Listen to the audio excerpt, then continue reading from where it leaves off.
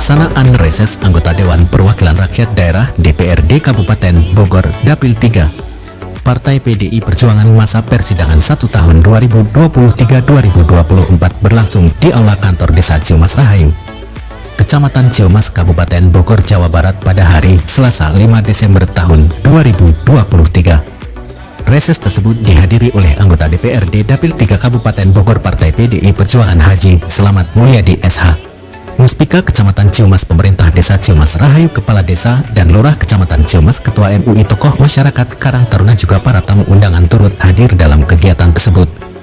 Haji Selamat Mulyadi SH menyampaikan, dengan dilaksanakannya reses ini untuk mengetahui apakah program dari reses sebelumnya sudah dilaksanakan atau belum, dan mengetahui apa saja yang akan diusulkan pada reses tahun ini, juga menampung aspirasi warga masyarakat Kecamatan Ciumas apa saja yang diperlukan sekaligus mencarikan solusinya.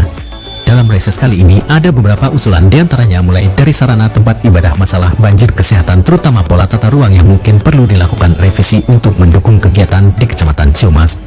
Tentunya tanggapan positif dari para anggota Dewan yang akan mendorong dengan pihak eksekutif berbarengan menyiapkan program-program untuk menangani usulan strategis yang tadi disampaikan oleh masyarakat. Tentunya semua usulan masyarakat dicarikan solusinya. Dari Ciumas, Kabupaten Bogor, Herman Jampang dan Robi Palapa TV melaporkan. Pesantren Majlis Taklim itu mempunyai surat izin taklim pondok pesantren musola bodong. Minimal kalau pondok bahaya lagi bisa diambil alih karena tidak ada surat izin. Nah, pesantren Majlis Taklim, karena khususnya di Kecamatan Ciumas aja nih, kan saya keliling, itu kebanyakan pondok pesantren Majlis Taklim terutama itu masih pada bodong. Perjuangan kalau memang yang mengusulkan, waktu itu pernah daerah kami kena longsor, yaitu di daerah Nyamplung. Sudah dikunjungi Pak sama udah dikunjungi, katanya waktu itu mau ada turap dan ada alternatif lain yaitu relokasi, soalnya rumah yang terdampak, kata orang DPKPP waktu itu, ke yang punya rumah mau nggak direlokasi, kami beliin rumah itu Pak. Nah, dulu dengan segera diturap atau diberonjong dengan aspirasi. Nah, yang saya pertanyakan, terus kemudian banjir Pak. Itu kan ada perda yang baru, itu kalau nggak salah baru diketok palu, selesai dipansuskan menjadi perda. Terusnya Pak, cuma saya dengar saja bahwa itu ada perhatian dari pemerintah daerah kepada para kiainya. Di pesantren juga akan mengalir tiap tahun Pak. Kita tunggu saja perbuknya ya Pak ya. Nah, kalau di bis itu masalah perut mungkin yang tadi ya, kalau mudah-mudahan para pimpinan pesantren itu dapat insentif Pak ya, dapat insentif otomatis kan punya pendapatan gitu.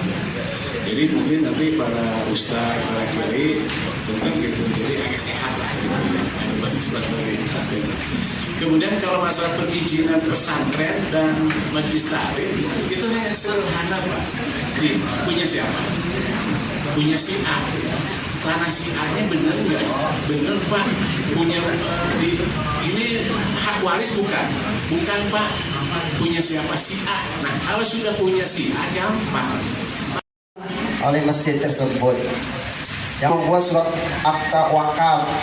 Namun sebelum kami membuat akta wakaf ada konflik Pak, ada masalah dengan yang punya tanah tersebut. Jadi beliau ingin diselesaikan surat-suratnya Pak, begitu. Dan kami setelah kami ngobrol sama salah satu orang, tidak sedikit uang yang kami sebagai pengurus yang harus keluarkan, sekitar berapa? 6 juta rupiah. Maka sangat berat kami sebagai pengurus untuk menyelesaikan masalah ini. Maka dari itu mungkin kami mewakili dari pengurus masjid mohon bantuannya kepada Bapak dan solusinya bagaimana cara menyelesaikan mengurusi legalitas tersebut, yang proses daripada membuat akta wakaf.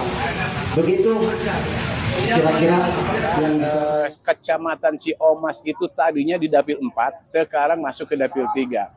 Saya pas ada reses tidak ikut kelompok, tapi saya mengambil reses perorangan dan saya pengen kenal dengan orang-orang Ciomas. Nah, reses ini kan hak, boleh diambil atau tidak.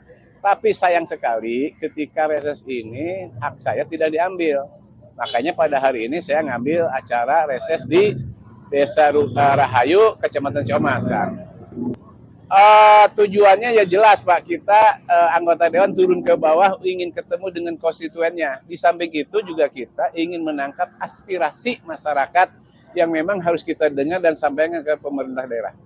Akan kita perjuangkan, dan kebetulan kalau masa sarana keagamaan itu kan sedang ada praperda yang menjadi perda itu masalah sarana prasarana pesantren kan. Itu keterkaitnya aktivitas pesantren itu sedang dibuat peraturannya dan sudah berhasil, tinggal diperbubnya aja Pak.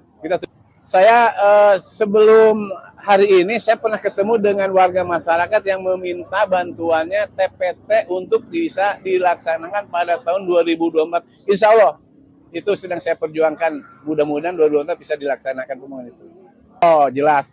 Saya terutama terima kasih kepada Ibu Kepala Desa Rahayu yang sudah menyediakan tempatnya, sarananya, dan lain-lain. Satu. Kedua tadi betul, kita juga tanpa kerjasama yang baik, dukungan dari Muspika tidak mungkin ini lancar. Gitu ya. Jadi di samping oleh Kepala Desa, Muspika juga konstituen saya dan masyarakat yang terlibat di dalamnya semua mendukung. Terima kasih ucapan dari saya. Ya tentunya walaupun ini dadakan, reses dari anggota Dewan, tadi sudah dijelaskan ada yang rombongan, ada yang perorangan. Ya, tentunya sangat bermanfaat. Masyarakat dengan leluasa menyampaikan aspirasi, ya apa yang memang mereka butuhkan, bantuan, tenaga, pikiran dan sebagainya yang akan ditindaklanjuti di tingkat DPRD Kabupaten Bogor, ya bagi masyarakat khususnya. Ya, Desa Ciomas Rahayu umumnya adalah masyarakat Kecamatan Ciomas.